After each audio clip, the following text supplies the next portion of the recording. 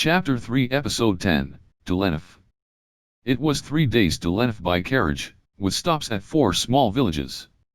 I heard the city wasn't as big as Jimmel, but still reasonably large. The journey would normally take 3 days OT the quickest, but thanks to my teleportation magic and energy meditation, I expected the travel time to greatly reduced. I would generally train by using the warp spell to move all throughout my travels, but I decided I should have some amount of magical energy left over, so I enhanced myself with energy meditation and ran the remaining distance. I could recover my magical energy in the meantime, allowing me to move at a no normal ever emulate. I considered taking it slow and fighting monsters along the way, but the monsters in the area were so weak that I wouldn't even need magic or energy meditation for them. For these past 2 months of traveling anywhere that I could return home from within a day, I already knew as much.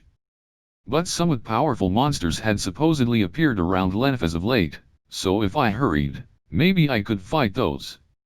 Lucilla also asked me to deliver something to Pyro. I planned to say hello to him anyway, so I accepted the request and figured it should be taken care of sooner than later, hence using my physical and magical energy to move as fast as I passed through the forest and crossed the plains, reaching the 4th of the villages between Jimmel and Lenaf by the time the sun began to set. It seemed like a good place to stop for the day, so I walked to the side of the road and my dimension home, then began to prepare dinner with items inside it. I bought a few portable foods from a store in Jimmel. I departed, out of curiosity. I wanted to see what on the go from this world tasted like. I started with a thin, rectangular TMRD that reminded me of a cookie.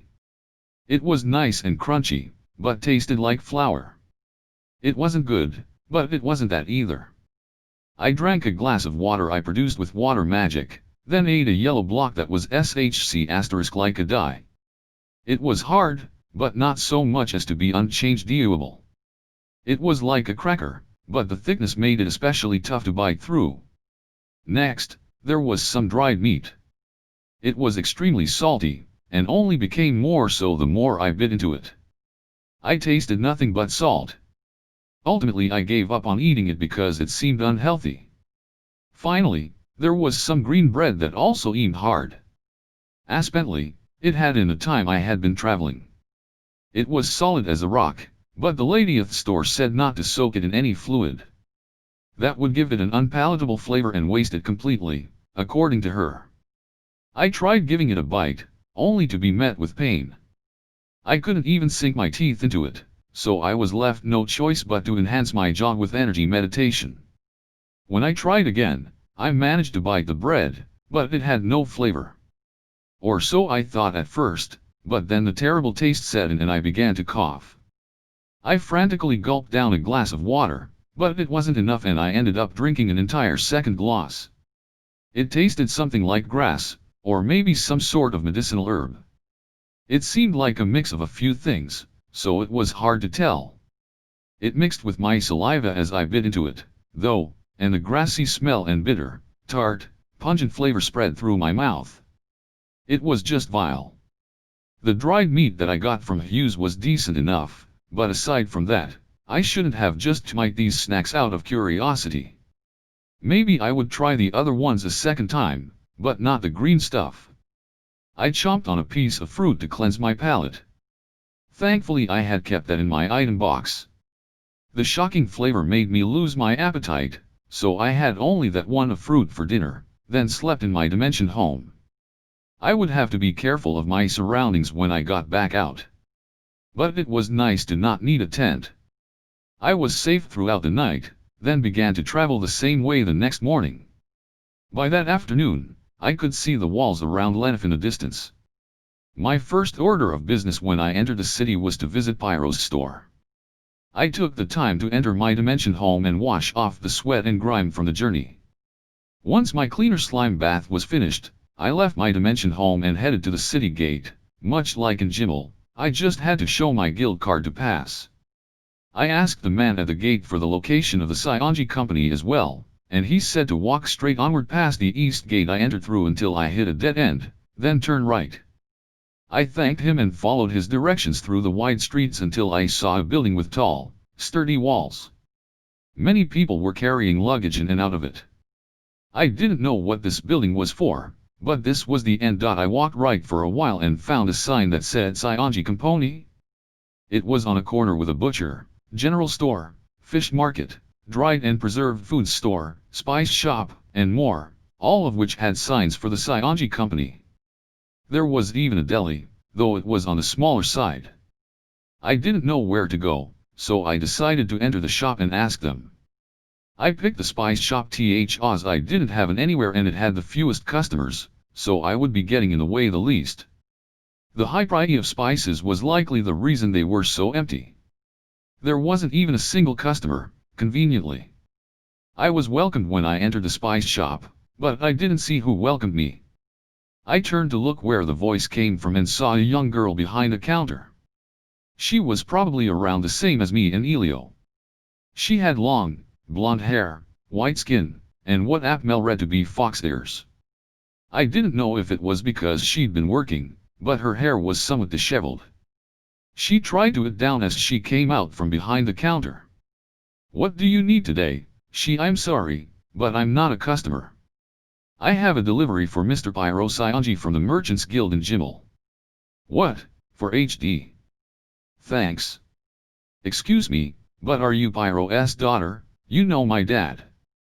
"Yes, we met some time ago." "Really? Sorry I didn't introduce myself. I'm Pyro Saionji's daughter, Miyabi Ionji. Nice to meet you." "I'm Ryoma. It's a pleasure to meet you too, Ryoma. I think I've heard that name before. Anyway, come on, sit here." Miyabi guided me through a hallway behind the spice shop until we come to a reception room. Shortly after she left, she came back with Pyro. "Ryoma, it's 2 months. "What, you too, Lenaf? It's nice to see you again, Pyro. I only just got to town. I'm here to a new branched store. In this city?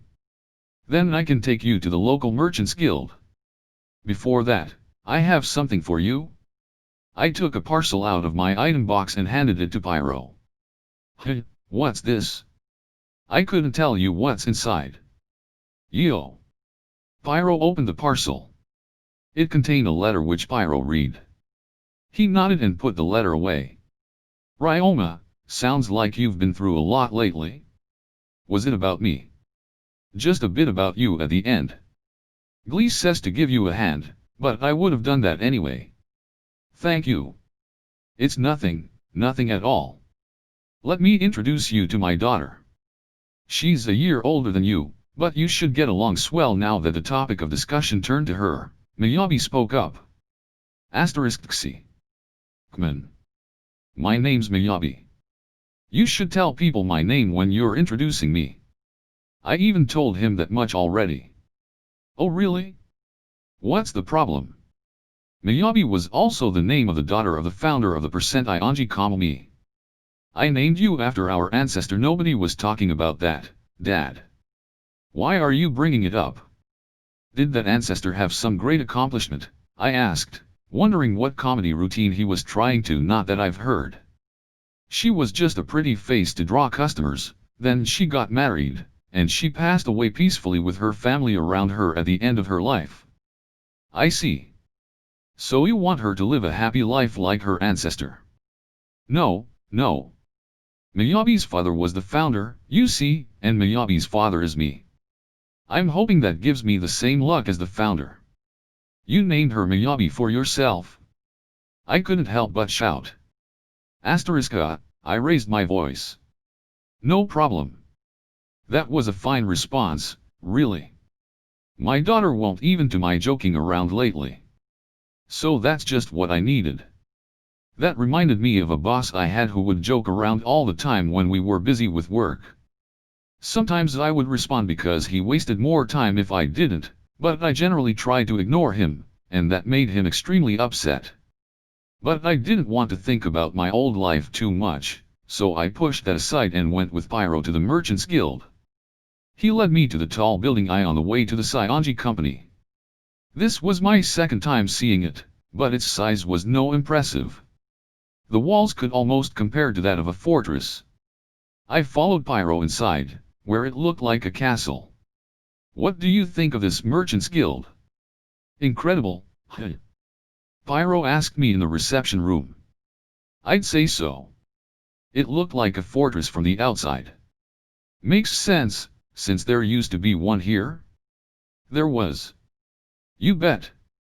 There was a war a long time ago where this was the location of an army's base. This city was built around the remains of that fortress, which was also as the basis for this building when it was constructed. I see there's one other reason the building was RNCXLE like this. Take a look out that window, Pyro said and pointed outside, though the window was made of beautiful glass and hard to through. Wow, I've never seen so many big monsters. Outside the window, there were many monsters. There were bird monsters ranging from medium to large, and even dragons that I assumed were wyverns. Some had saddles as if they were horses, and people rode on their backs. This never felt more like a fantasy world. All these monsters are here just to transport goods and people. All of them. Flying monsters make it possible to transport goods that spoil quickly, and in large numbers. But we need a place for the monsters to land and unload the goods, among other things. A fortress happened to be a good example to follow for a building that would have all these facilities. I see, and the one who came up with this idea for using these monsters to goods, the one who oversaw the construction of this city, and the one who invented and named this airport was the founder of the Sionji company? Pretty smart guy, eh? Obviously I knew that he didn't come up with a name, but I couldn't say that. If someone else from Earth ever happened to come to my store, they might point out that nothing I come up with was original either. Pyro and Miyobi's accents and behavior retained traces of someone from Kansai, so I too imagined that the founder was from an airport? Port towns are sure full of interesting things. Right? You get it. Pyro said and jovially patted me on the then a woman who worked for the guild come to the reception room and we began to discuss business. I was the first to bring up that I wanted to buy a store. The woman was a bit surprised, but I went through the PRCXIUR smoothly enough. Pyro checked out the store in advance, so the guild was able to hand it over quickly. After that, we went to my newly purchased store to take a 100K inside. It was a two-story building. The first floor had a storage room and for doing business, while the second floor had a reception room and an office. The house that the previous owner lived in was also attached to the back, and that came with my purchase. Aside from the living room and other shared spaces, there were 5 empty rooms that could be used as lodging. I couldn't give every employee their own room, but 2 or 3 people to a room was apparently normal, so it would probably fine. Any problems? Pyro asked. No. This looks like it should be usable as soon as I make the shelves and furniture. Contacting my PLE in Jimmel will take 3 days at least, and I'll be able to make arrangements for my employees to come in 5 days at the latest, I said as I took a Limor bird out of my dimension home so I could send a message. Are you ready? Dree. I named this Limor bird Dree, meaning 3 in German. Elio sent me a letter saying she named her Limor birds, so I decided to do the same. I also named my slimes back when I first started getting them, but I had so many that at some point I couldn't keep track of them all. The effects of the taming contracts made it for me to tell them apart anyway, so it had been a long time since I felt the need to name my monsters. My nightmare bird was named Eins, meaning 1, and the other 4 were named Zwei, Vier, 5, and 6, meaning 2, 4, 5, and 6. Elias said she named hers after music terminology. Golly, you really made contracts with Limor birds, huh? Pyro said as he observed Dree. I writing TM/LS out of my item box to write a letter in the meantime. When I previously linked my senses to the Limor birds and let it fly off, the way the scenery rushed by brought to mind memories of riding the bullet train. Assuming this was the same speed, Dree was going at somewhere from 200 to 300 km per hour. It would be fast enough flying normally, but it used wind magic to create gusts that dramatically raised its speed.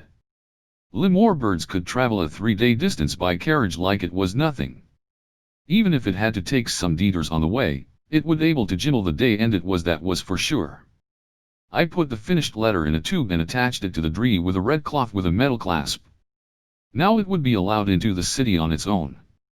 I went outside and asked Dree to deliver the letter, to which he responded with a melodious cry and flew high into the sky. He hovered around near the clouds for a bit, then accelerated into the distance. That takes care of that. Now you just wait for a response. Right. You already have an in reserved, Nyoma?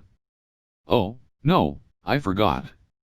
Perfect, you can stay at my place until this business is taken care of, are you sure? Of course. Feel free. Then I'll be happy to. Thus, I ended up staying at Pyro's house.